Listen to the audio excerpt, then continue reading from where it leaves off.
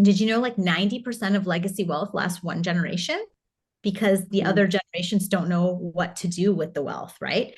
And so a big proponent component, I don't know, whatever you want to say, for us is teaching young people about wealth and finances and organization, and like looking at things from a non-generational trauma perspective, and looking at things like how to use debt responsibly, how to leverage debt. We talk about buying buildings for bonus depreciation and tax incentives, and creating amazing depreciation so you're not paying the government, you're investing with your money instead. Welcome to the Oxygen Podcast. Over the next 20 minutes, dive into the world of business with tips, tricks, and success stories straight from the trenches. Our guests bring real-world advice and tools that serve as their oxygen on their journey. Get ready for a breath of fresh air on this episode of the Oxygen Podcast. Hi, Oxygen. I am very, very much so looking forward to this conversation with Julie today. This is going to be another episode for our Women in Business series, celebrating the history and the contributions of women in business. So welcome to the Oxygen Podcast, Julie Roy. Hey, Kat, thanks for having me. I'm super excited to be here today.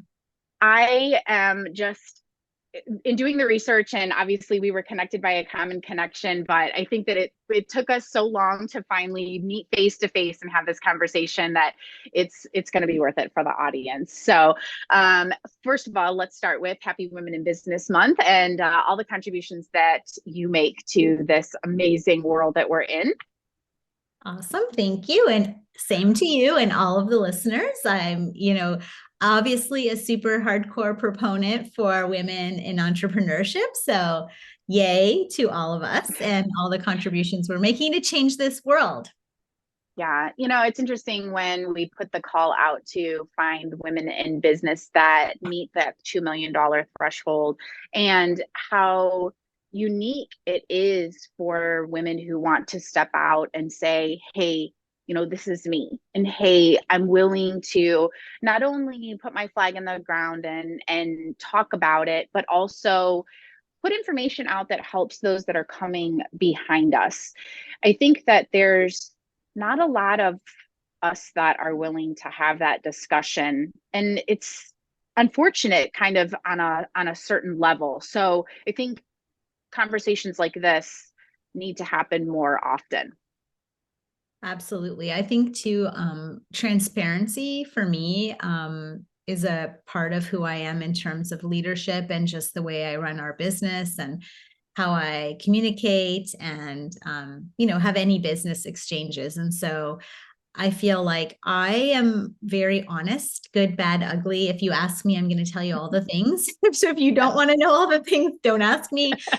I'm super, super transparent. If anyone that knows me will say, Julie is super generous and super honest. So, but I feel like it's helped a lot of folks. It's helped me for sure in my business ventures, in my family, and, in life in general.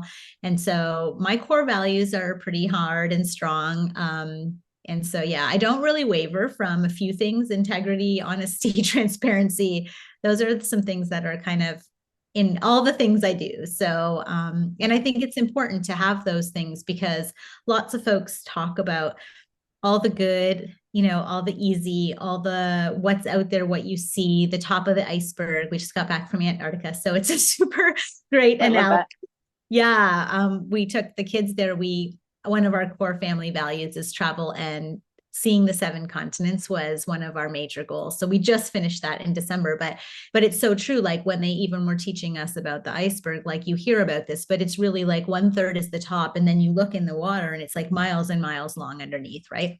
Yeah. And people don't talk about that journey. They talk about the apex and where or people see that the Yeah. top of the journey, the apex, Yeah. the iceberg. So Yeah.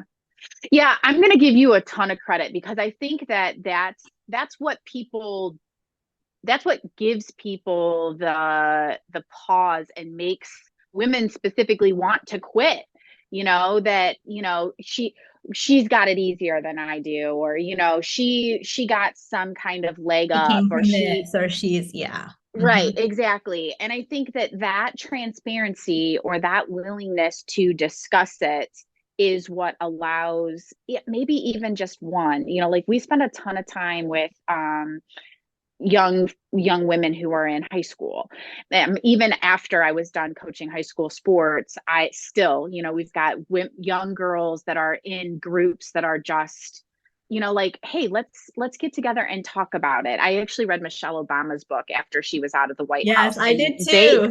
I Okay, love so it. she talks about this group Mhm. of high schoolers Yep. who came to the White House and were mentored by the Sure. first lady, the second Crazy. lady, the chef at the White House, and Mhm. nobody knew about it. It was just this silent Yep. Mentorship. component. Yep.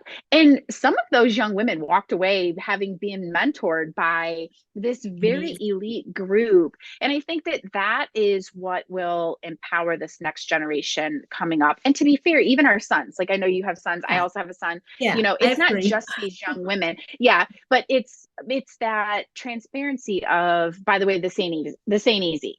Right. Like, and it's not for everyone, and not everybody can do this, right? Like Right. it is a certain specific person with a certain specific mindset.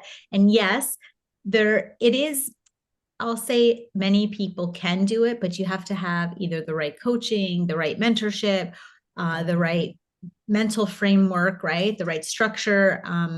It's definitely easier. We were talking about Patrick Mahomes today, for example, right? So Yeah. he's not a woman, but he said, I would not be the quarterback I am today if I didn't have the coaching that I had. And this specific Reed, his coach, if he had not coached me, I know that I would not be playing this way. And so same with me, like my mentorships, the folks I surround myself with, the circle of my friends, all of this is a component of who I am today. And so my thing is with coaching and, just giving back to the community is I just want to help you not do all those mistakes. I want to help you not, I want to compress timelines for you. I want to say, hey, I've done that. Like we can help you. And I think that's what Michelle's book says. Like Yeah. if we can help you do it better, why are we not doing that? And a Yeah. lot of women are just giving the great and here's what all the things that are working. And we're like, Right. all these things didn't work. So Yeah. yeah. So I think Yeah. it's important to have that transparency and to be really real about the journey. Okay, well, we just jumped right in 2 feet. So why don't we take 1 second? Like, we'll just pause here for give you a chance. Tell us a little bit about you. We already said you're a mom, and you've told us a little bit about you. But go ahead and tell us a little bit about your businesses, and give us your pitch. Tell us a little bit about Oh who you gosh, it's always so long. So try to cut me off. are. I'm a mom of four, a wife of 20 years. We've been together forever. So we started Montessori preschools in the basement of the church after dropping out of law school, after not going to business school, after doing all the things everyone told me that I should do. Mm. So I started in the basement of the church with 13 kids. I loved Montessori, fell in love with it while it was a job, before and after school job for me while in college. But all my training was like, hey, I'm running this school really well. Like all the parents love me. I know how to, I love these kids. It became a super passion. So I'm like, I can do this for myself. And so I started in the basement, literally no money. I started with a loan from a guy named Malcolm Banks, literally. It was $25,000 at 19%. So we're talking a loan shark. I didn't even know what that was at the time, right? Yeah. Here I am, come from a single mom. I worked 3 jobs my whole life. My mom worked, 2 and 3 jobs her whole life. We had what we needed for survival, but we were by no means, in a great position, So my goal was always absolutely to get out and try to do the best I could with my life. And so I was always super committed. My parents had a business while we were young. The business fell apart through the recession. So I had seen successes and failures and what that looked like. Their marriage, obviously ended up in a split and all the things, right? So a lot of growing Yeah. opportunities. So grew that school from one school to a bunch of locations, platformed the growth, started buying the buildings. got approached by private equity, longer in the journey, sold to private equity, kept the buildings for sort of legacy or monthly recurring revenue for ourselves on top of the sale. Then sold the buildings, did the same thing in the US, found, actually did some things in between, which we won't talk about, but opened some long-term care homes and all that kind of stuff. But it was so sad. Anyways, wanted to get back in childcare, but had a non-compete. And so went over, bought some schools in Omaha via a broker that I had, just looking for some more preschools that I didn't have a non-compete in, which was all of Canada. And we were border city. We bordered Michigan. So I was thinking I'll just go to Michigan or Ohio or something. Well, 2011 wasn't the awesome time to be doing that. So long story short, ended up in Omaha, Nebraska, called it Oklahoma for 6 months. I'm Canadian. My husband's Hawaiian. But so we ended up, I commuted for 12 to 18 months, every Monday through Thursday. Came home, did the 4-kid thing, went back on Monday morning. So as we grew those schools, grew the schools in 3 years, reached 10 locations, bought all the real estate again, was approached again by private equity, had a much larger exit the second time again, and in 1/3 of the time. So in just under 3 years, during, through COVID, all the things, we sold in 21. At the height of our EBITDA and revenue, and we were just busting. We were creating the last, and what was going to be my last 10th school in the area. And we finished the school May 1st and sold May 28th. And so they had been talking to us obviously along the way. And I was like, no way. We moved our whole family to Omaha, pulled all the kids out of school. It was a 10-year plan. That lasted 3 years. So now we're here waiting for the kids to graduate so we can get out of Omaha and go to Florida and enjoy the beach and do some other things. And so, but now we're really, what our big plan is, I turned 50 in December. And so a big thing for me was giving back. It's always been, I have a huge heart for people and for leading and servant leadership and just giving back. And so I feel like, because we have the time now and we have the financial, acumen and well-being, that we can spend a lot of time. My husband was a doctor. We retired him out really early with the schools. And so we both just work on our businesses. We have a large portfolio of triple net properties that pay us monthly. So we live passively off that 100%. And then we live fully tax-free because we invest in multifamily.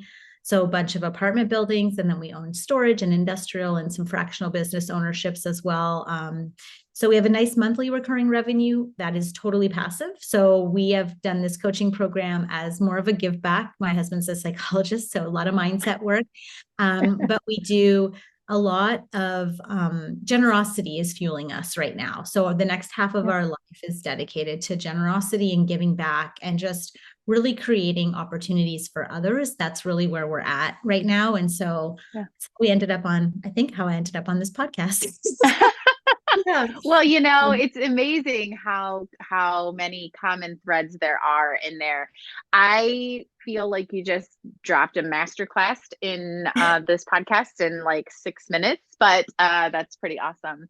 Okay, so we can pull so many things on here, and we're gonna give you all a way to reach out to Julie here towards the end. So don't panic too badly yet. But one of the things that I think is so impactful, especially because we're talking about the contributions that women make to business here, is the difference between women having the thought process of making a living or being successful, even, having more money than they ever thought was possible, beyond living paycheck to paycheck, whatever those thresholds look like for you, because they can be vastly different for a lot of people depending on how you grew up. And then really building wealth. And I think that thought process, in my experience, is vastly influenced by even your social media. What your concept of being wealthy is very different depending on what your social media looks like. So talk to me a little bit about what what your program looks like or how you speak to that, because that's really important for a lot of women. Like I also had a single mom for a period of time. I have been a single mom for I don't know, 14 years. Wealth is a whole different or it's a whole different plateau of life, and it requires strategy. And I give you a ton of credit for offering this opportunity to people. So talk to me about that. So a lot of questions, I guess, in that little blurb that you asked. But what I would say first and foremost is that when you talk about like wealth as a single mom, right? So I was raised in a single mom, very young, like I was probably 7 or 8, I think, when my dad left. We had really awesome grandparents. We had a village because I'm Italian. So everybody helps, right? But my mom was very proud and didn't want a lot of help. And so I just saw her grinding and grinding, continual grind. She's still, I mean, she's been grinding her whole life, right? Seeing that created generational trauma for me from a money perspective, not because of her, but because of just the generational thought process around money. So I'm writing a book, which we can't talk much about, but it's all about the beginnings of where you start from a money perspective and how to get from A to Z. So for me, the generational money trauma was creating a prophecy, almost a self-fulfilling prophecy of what the expectation of wealth looks like. It also created a very amazing work ethic, because I was like, you have to work, work, work, because if you're not working, you're not producing. If you're not producing, you're not making money. And we came from an immigrant family. So they came from Italy, through Ellis Island. They were tomato farmers. My grandpa was a barber in the military. So my mom's side of the family was a little bit more well off. And my grandma had an apartment building, and then they had the business downstairs, right? So she was already, I think, thinking that way. My dad's family was super poor, numerous kids, living families together. But the thought process of everyone, because they had all been through depression and war, was save, save, save your money, right? Mm. It wasn't creating wealth. It was like in the moment, you're always going to be in a position where sometime in your life, you're not going to have money. So the constant message to me was save your money. You're always going to be in a position where you're going to have nothing at some point. So that created a mindset around money for me, my brothers, our family. And it wasn't just my mom, it was everybody, right? It was like my grandma would save Ziploc bags and wash them. I mean, they went through the war, right? So like there was waste in our houses with food or things like that. We didn't have it to waste it, first of all, right? So where you come from creates a standard of wealth and expectation for yourself. And so breaking through that barrier and facing the fear of what was on the other side of that door for me was really impactful. It took a lot of mindset work. It took a lot of, but I had this craziness in me since I was born. Like I always felt like I was just different. I was the black sheep. I always wanted more. It was never enough. I was constantly striving for the next thing, not even appreciating the moment, right? So I think a little bit of it is genetic. I think you have a genetic entrepreneurial sense in you to some degree. I see that with my kids too. I have 4, 2 are very entrepreneurial and 2 are like, no, thanks. That is not in me. And my husband is not naturally entrepreneurial, right? He likes do the back end. I'm the forest, he's the trees. Like we've made it all work, but his preference would not be to be an entrepreneur, right? So there's a lot of, I think there was a lot of mentions in your, in your ask or your blurb. So I feel like it's a numerous amount of things, but where you come from, how you lived those early years are influential, and who you get around and what you learn moving forward for me was really important. So having mentorships, coaches, people to push me. But my mindset was always really strong, and I wasn't going to be and do what was going on around me. Like I was like, there's no way that I, know. And from a wealth perspective, did I ever imagine this wealth? Never. Like I always could see the vision of what my life would look like. And it was always bountiful and abundant. But you know, when you're in it, as you're growing, you're focused on that level you're at, maybe the next level, right? But you're not looking 20 years ahead. So if you asked me, you know, what wealth looked like when I was 20, I was like, I'm going to make 100 grand a year. I'm going to be rocking it. Like because from Yeah. that perspective, that was rich in our neighborhood. Like nobody was making 100 grand a year. And I'm going to own my own house. I'm going to have a nice car. You know, I'm going to have whatever genes that I wanted, which was what I was striving for as I was growing up. So now wealth looks really different, right? For me. And the people that are around me are way, way leagues above what, you know, I'm even at, right? And so, and it's not, for me, it's not money anymore. It's really transitional. Money has translated for me into impact. Like how many folks can we help and impact? Yes, obviously the wealth has helped us be able to do those things, but there is definitely for me an intrinsic motivation to, like, even while we were building the schools, it was like, I want to impact 1,000 kids. I want 1,000 kids to have this opportunity. I was always fueled by the impact, the service, the product, what we were bringing to the community. And I think that's why we became so wealthy, because we never focused on the money, and we still don't. I mean, even today, I'm like, you need help. Like we've helped people, you know, just because. And so generosity breeds abundance. I say that all the time. And with that, right under is adversity breeds it as well. So Yeah. I think you kind of both. And so I think I've had a lot of both.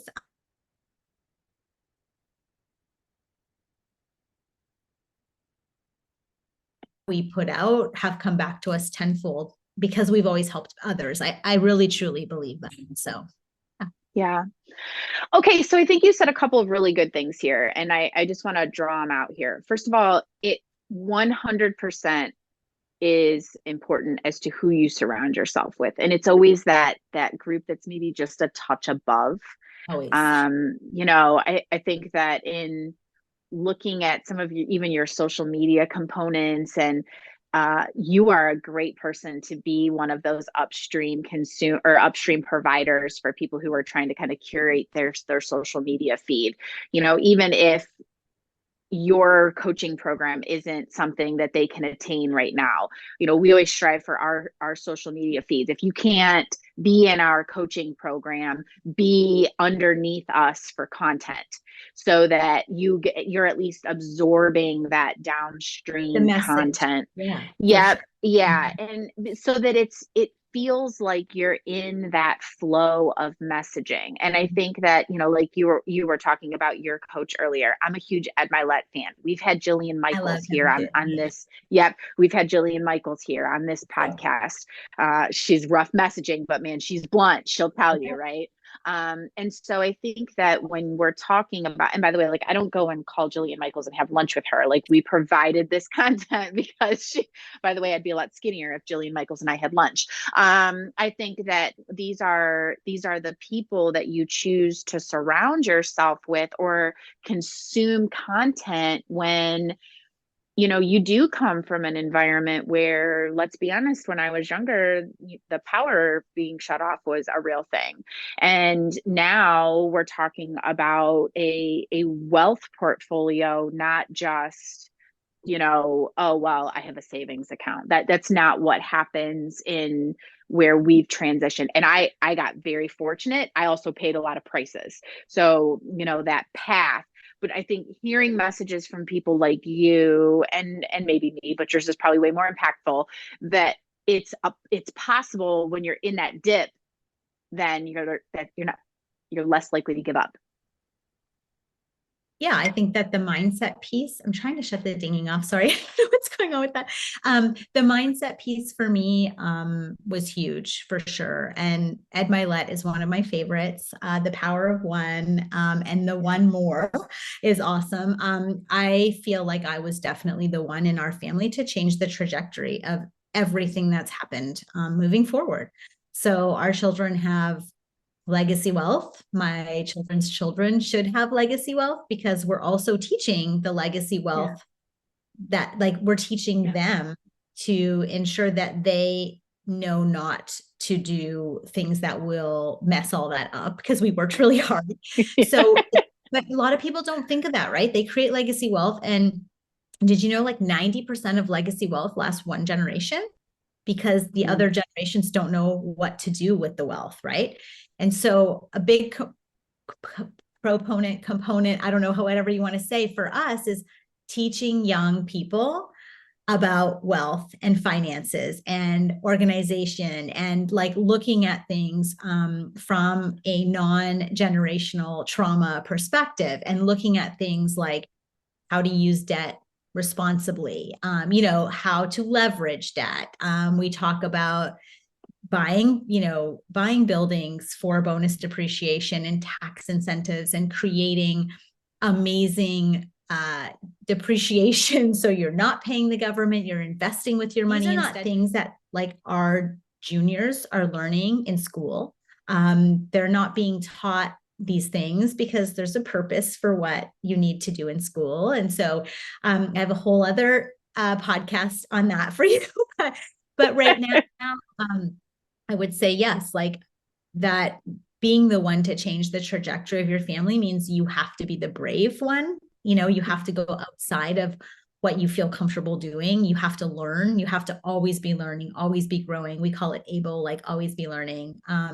That's the only way you can become able is always be learning. And we are very much in opposition of mediocrity in our family, with our friends, in our life, in our business. We are like, mediocrity is for the average and we're not average. Like we talk about that to our kids, we talk about it in our family. Our mission, vision, values are also like we want to be legendary, not average. And so if you want to be legendary, you have to do things that other people won't do, to get where you need to be. And so mindset is huge for sure.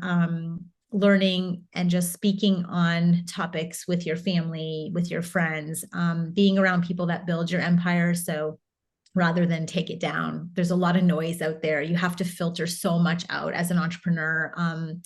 Everyone thinks your idea is a bad idea until your idea is a great idea. Then they want to be part of it. So we all know this stuff.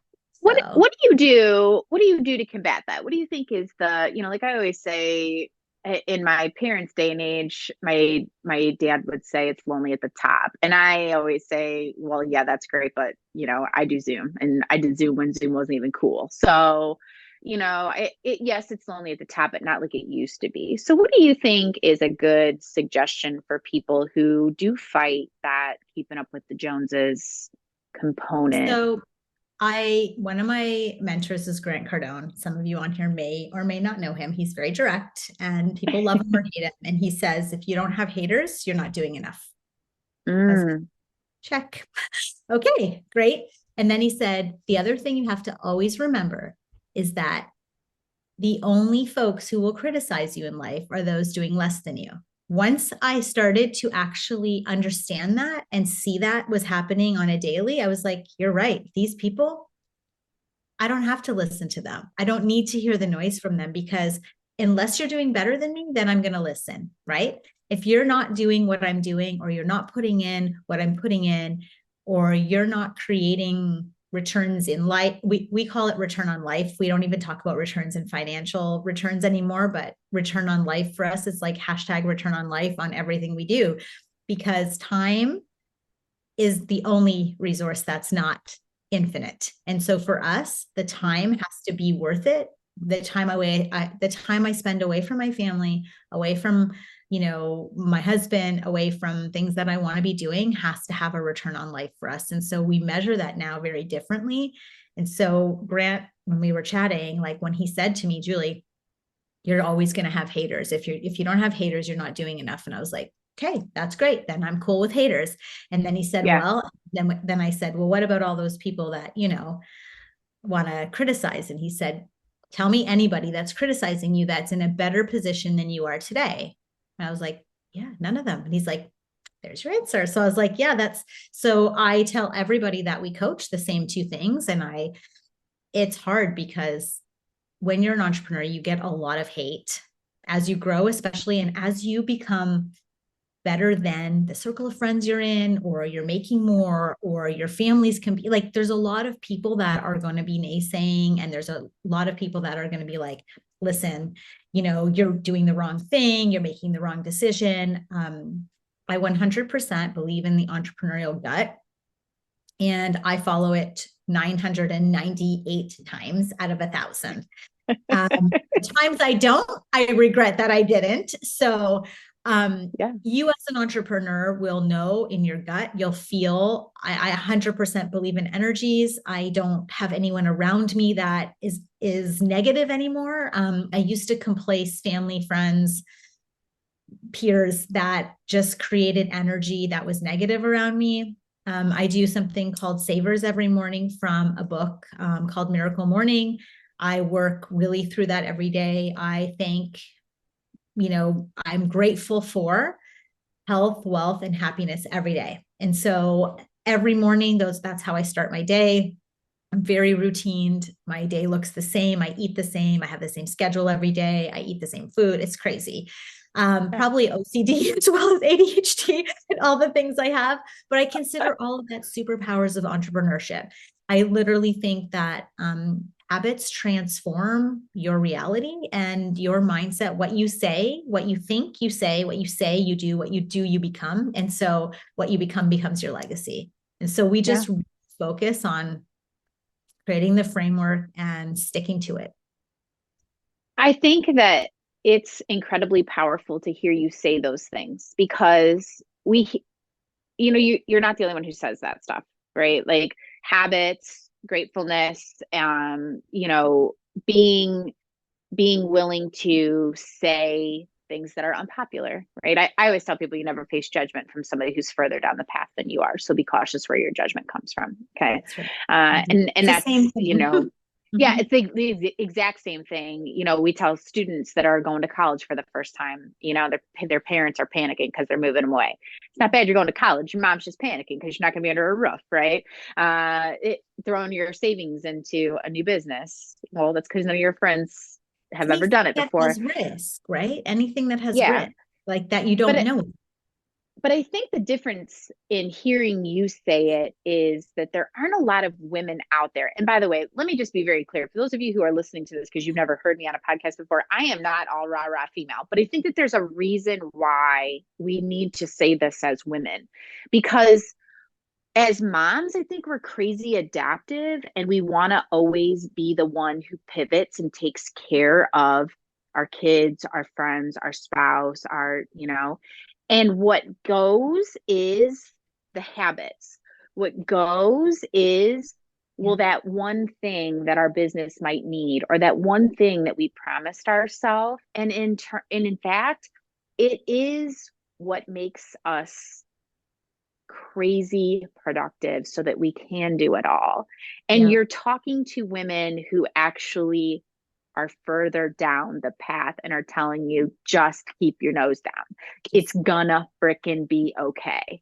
Yeah. And I think that's the power of other women standing up and saying, this is what I do. And it's not other just, like superpower men like Ed Milet and like Grant Cardone, and by the way, who are badasses saying, do this. There are now women saying, hey, by the way, I'm doing it too. And it also works for us. Yeah. And we have to, so I talk about this in my book too. Again, I can't say too much about it because it's not released yet, but the invisible load of being a mompreneur, the invisible load of being a femalepreneur even. And I'm not rah, rah, rah, all females. I am like kick-ass. I don't care if it's like girls, men, whatever. I just feel like everybody can do what they need to do. What's not mentioned though is all the other things that we have to add on our plate as moms, as whatever, right? All the extra stuff. And so I talk about it a little bit in the same sense as you brought up, that our adaptability and flexibility and the ability for us to pivot so quickly is an incredible gift for business and an incredible curse at the same time,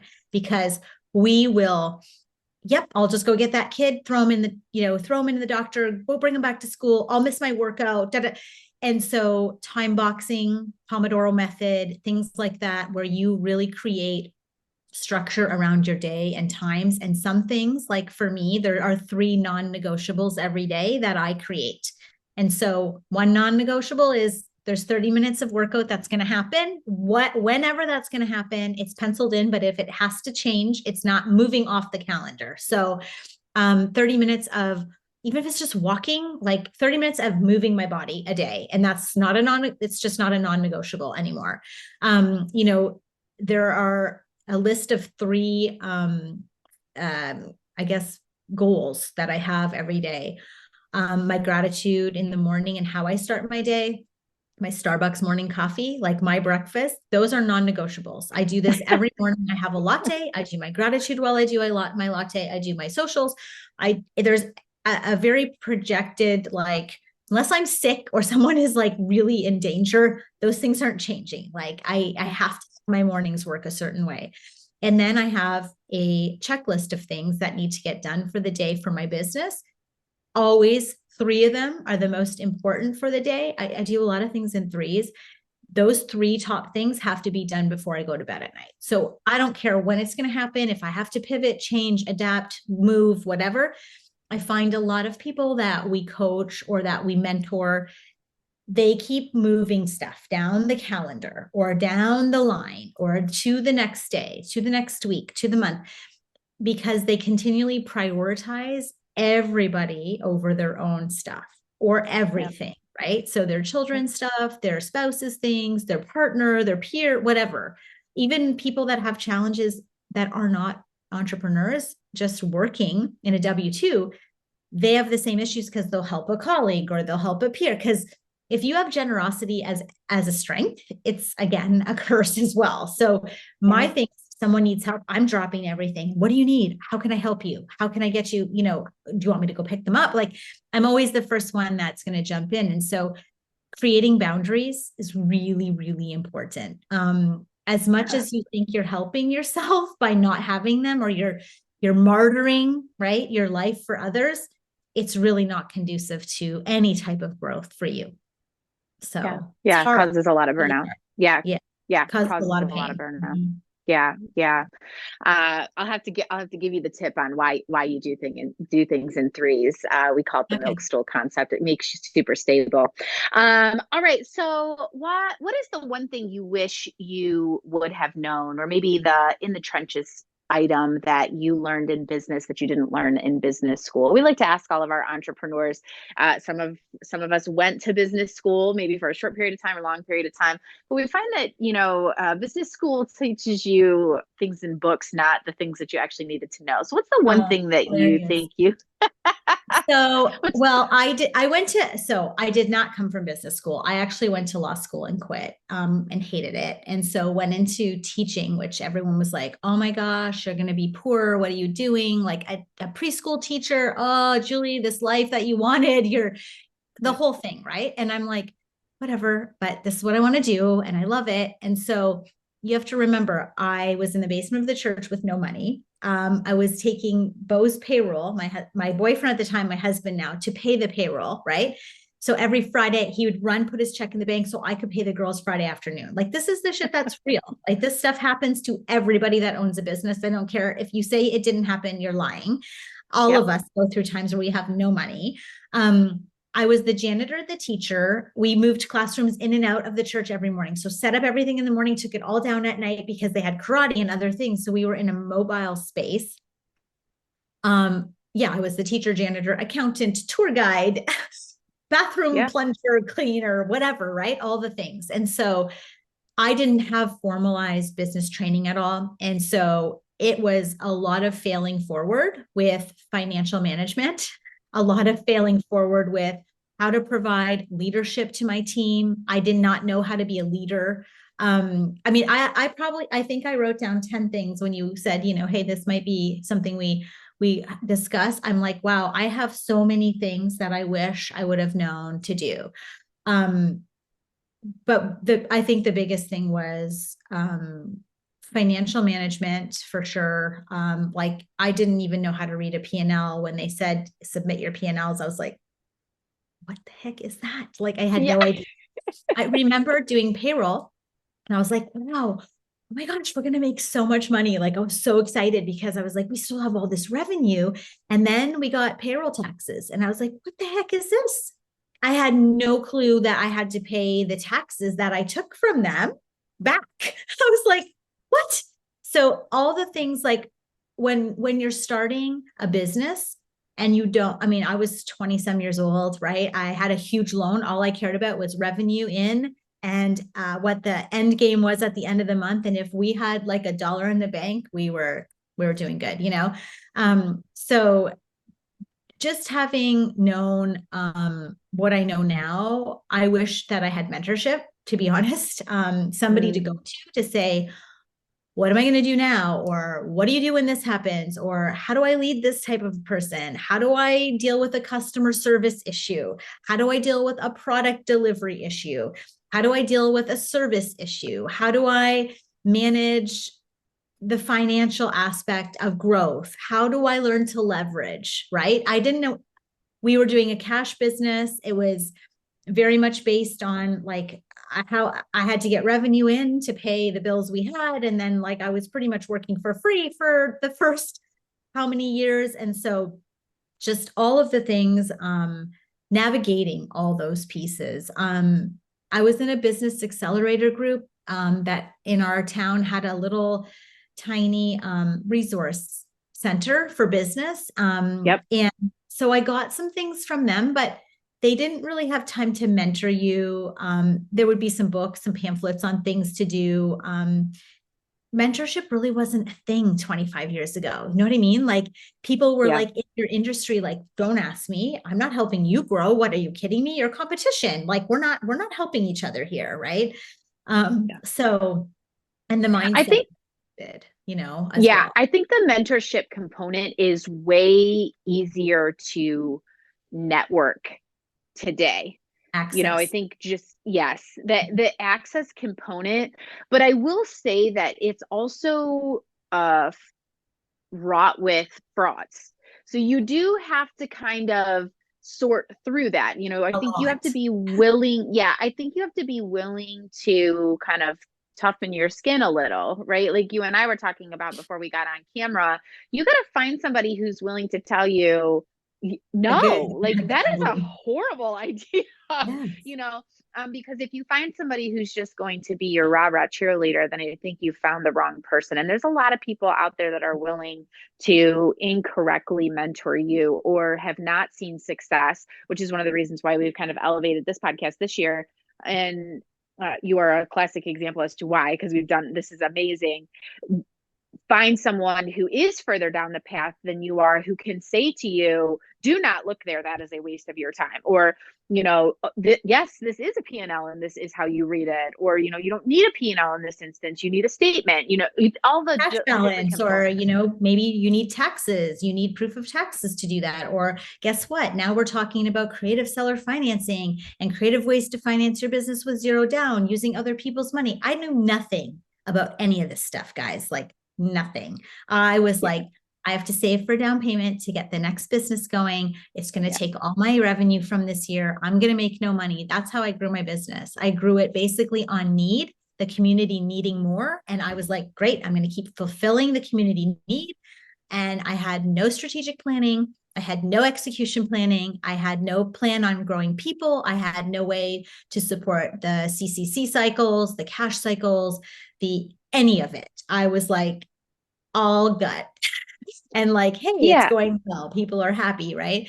Um, but yeah, like you're saying, if I knew now what I knew then, I think I would have loved to have a mentor earlier, way Yeah. earlier. I would have been able to go so much faster, so much quicker, and so much better with avoiding all those pitfalls. And we had many, Yeah. numerous.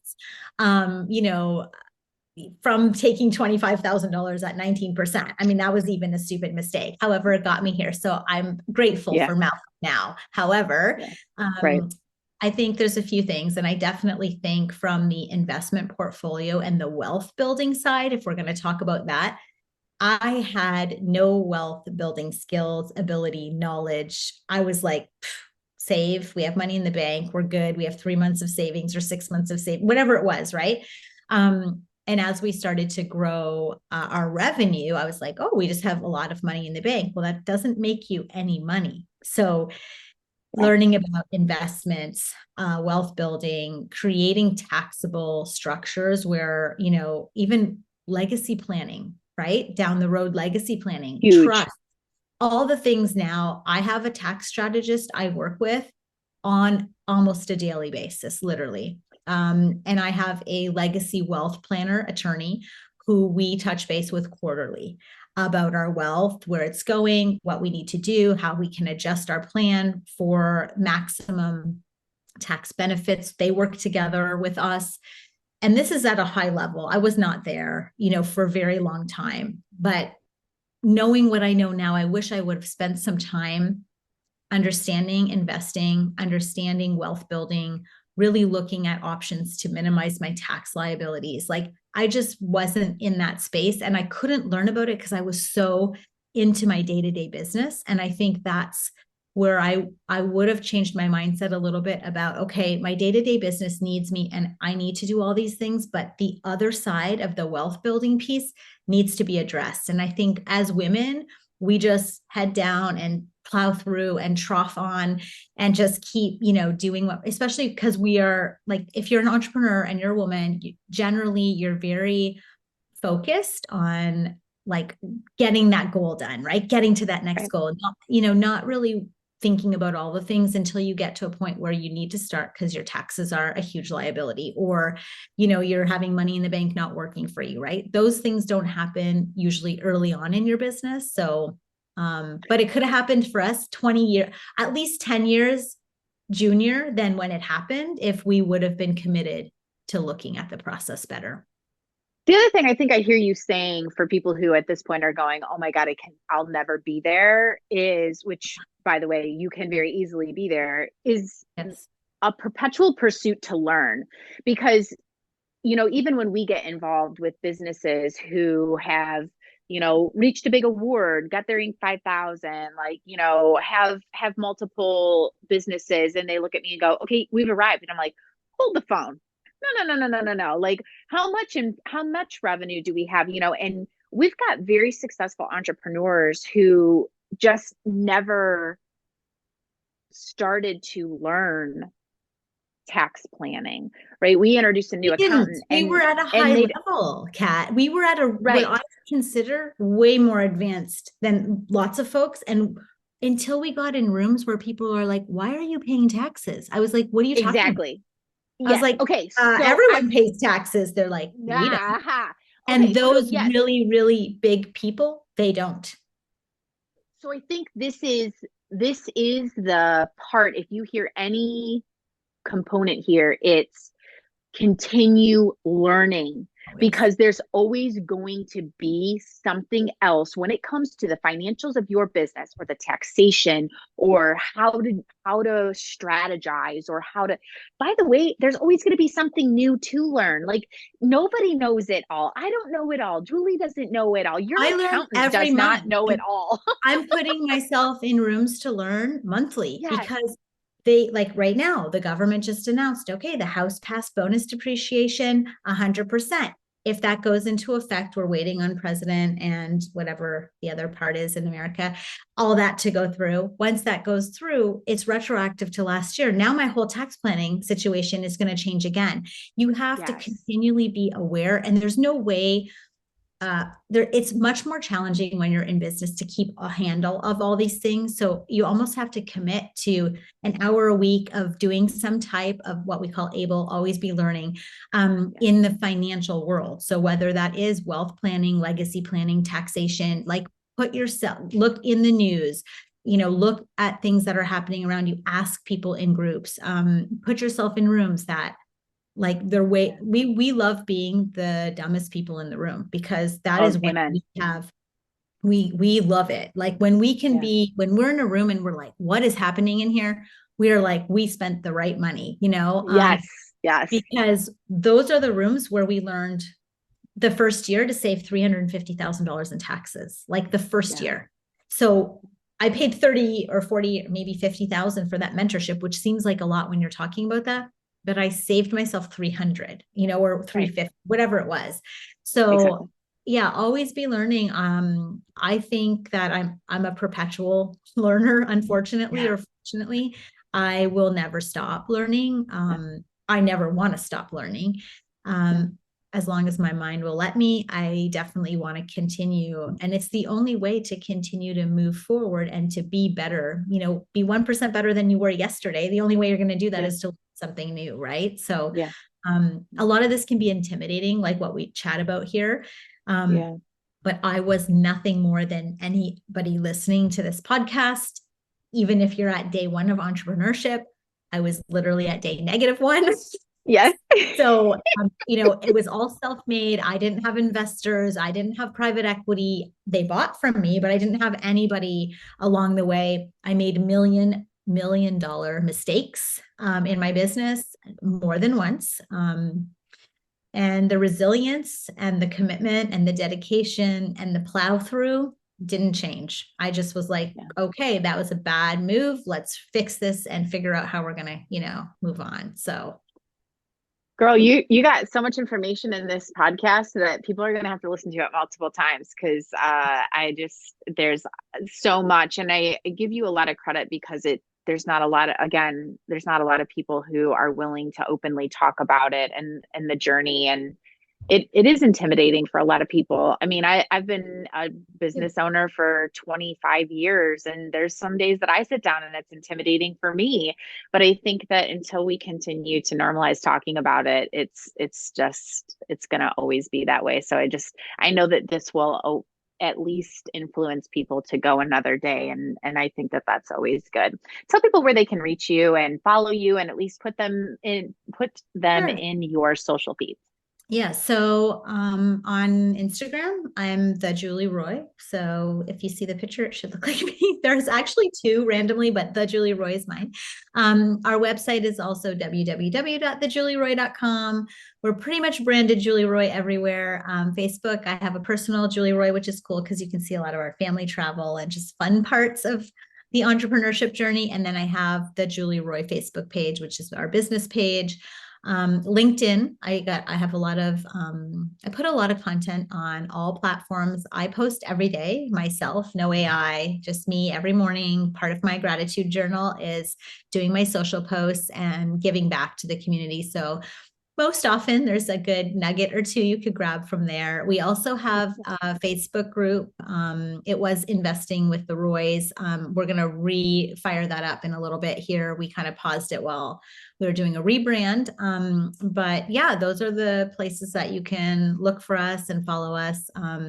Really, the website has the opportunity for you to kind of funnel into different areas of our life. So we have an Investing with the Roys area where we do teach people what to do with their legacy wealth after they make it. But our coaching programs, we can do one-on-ones through intro.co, which is a special app that you can just pop on if you need. People sometimes want me to just look at finances or give them some feedback on acquisitions. Things like that. And then our Wealth Masters program is a year program that's a little bit more intense. There's some qualifications that need to be met to get into that program. And then I do coaching and speaking, or speaking and authorship, I guess, is the other pillar. And so I do events, I do a lot of women events actually, but I That's do great. yeah, I do a lot of events in the real estate space. I do a lot of events in the business space. But yeah, there are more and more panels now that are trying to embrace women, at a certain level of business. And so I'm really always happy to give back as much as I can through those avenues as well. So that's where you can find me. And yeah, I'm super just grateful that you had me on today. I love that. I'll make sure I put all those links in. If you're listening, we'll make sure that all those links are in the notes of the podcast as well.